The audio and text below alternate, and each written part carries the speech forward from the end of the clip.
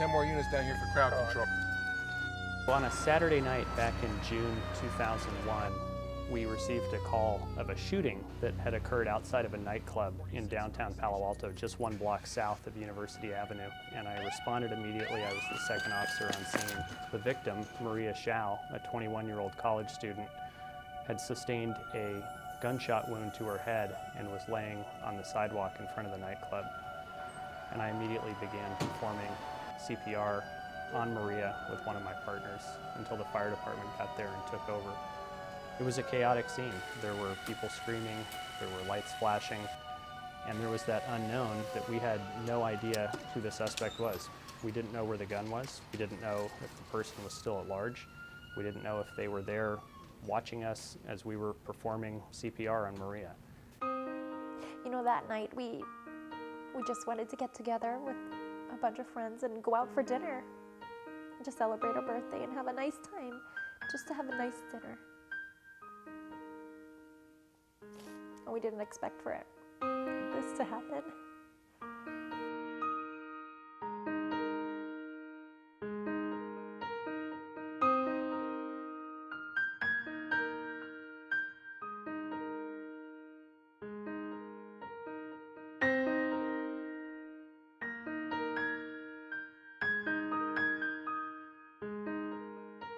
Ria attended the Academy of Art University in San Francisco, and she was studying to become a digital special effects designer. When she would walk into a room, her smile would just light it up. She had the kindest heart out of anybody that I've ever known, even up until today.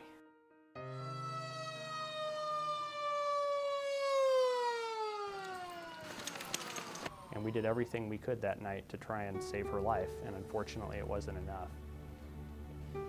Paramedics from the Palo Alto Fire Department transported Maria to the hospital with lights and sirens.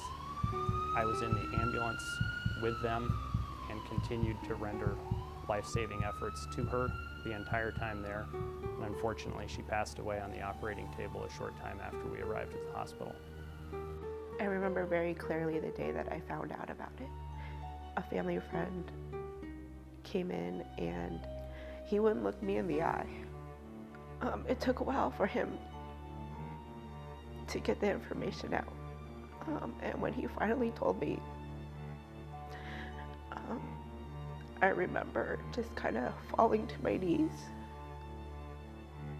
At that moment, I really was too stunned to say anything or even cry. So this case in the last 13 years remains unsolved, and we don't know who killed Maria Shao, and we don't know the circumstances around the details of what happened that night.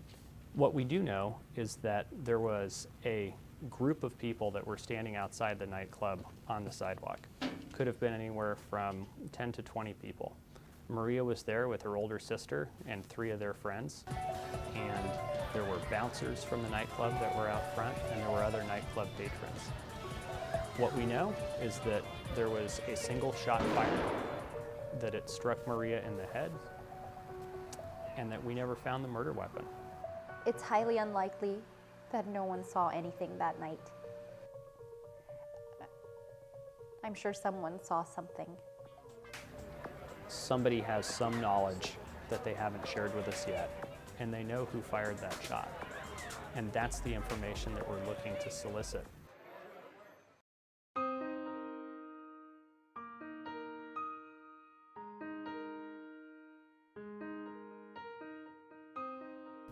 We need that person or those people who have knowledge of what happened to come forward and share their observations with us so that we have a direction in which to proceed, so we can try to find out what happened to Maria. Living in this world without your best friend or, someone in your family, I can't wish that on anybody. I can't wish this on anybody. So if you have any information, please come forward. Whoever has this information has had this information pent up inside of them since June of 2001. We can only imagine what this person must be going through inside their mind. The weight of seeing a death occur in front of someone is immeasurable. We understand that. But that person holds the key to making this situation just a little bit better for Maria's friends and Maria's family. You know, in many cases that I've worked over my 16 years as a police officer, I've found that when people come forward and share that critical piece of information that they may have been withholding, that they immediately feel better and they feel a weight off their shoulders. And there's no doubt in my mind that that would be true in this case too. We're hopeful that now, after all this time, that the passage of time, perhaps the change in their life circumstances, will provide them with the opportunity and the desire to come forward now and do the right thing and share what they actually know and what they saw that night. Yes, she was my best friend, but to lose a family member, I can't even imagine that. This would mean the world to me and to my family. So hard with no closure. It would help me to heal. It would help me to move on. It would mean the world to me. The loss is something that you can't really measure because it's so priceless. There's still a reward that's been on the table for the past 13 years, and that reward is substantial in size. It's a monetary award that's been put forth by the city of Palo Alto, Maria's family, Maria's friends, and that's still available for the person to come forward who can provide us with information and who can provide closure for Maria's family. But more than that monetary reward, there is the reward for my family, for me, for our friends who lost Maria.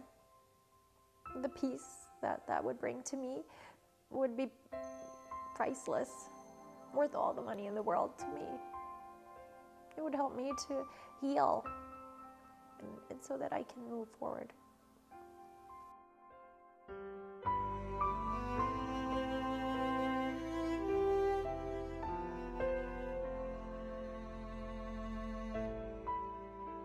I wish that they have found the people who did this. Wish for it. They are not the killer. Because he's my daughter. I think an important thing for people to remember about Maria Shao is that she was a wonderful young woman. Had her whole life in front of her. She wasn't a criminal. She didn't have enemies. She wasn't intoxicated. She wasn't drunk. She didn't do anything wrong.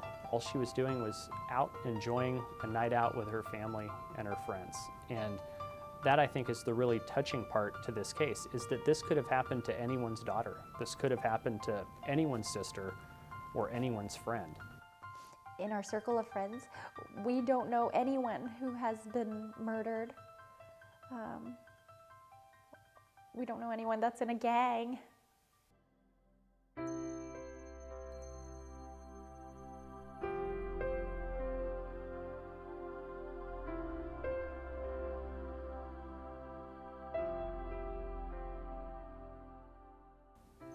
Lots of bad things happen to people.